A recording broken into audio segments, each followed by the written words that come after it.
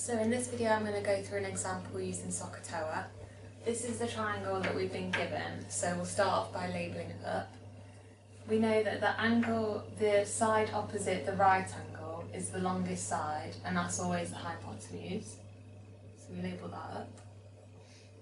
And then we've got an angle here given to us, so the length opposite that is just the opposite. And then this last remaining side is the adjacent because it's next to the angle that we've been given. And then we look at our Sohcahtoa and we see which terms are in it that we're interested in. So the opposite hasn't been given to us and we're not trying to find it out, so we can ignore that for now.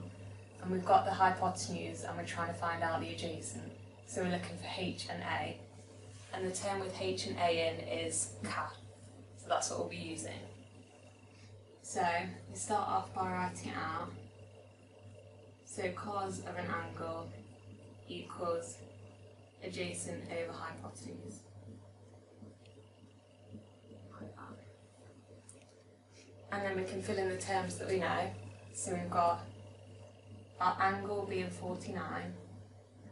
We don't know the adjacent, so we leave that as x, our unknown. And then the hypotenuse is 26. Then to get x on its own, you just have to times the 26 up, so it becomes 26 cos of 49, and that gives you x.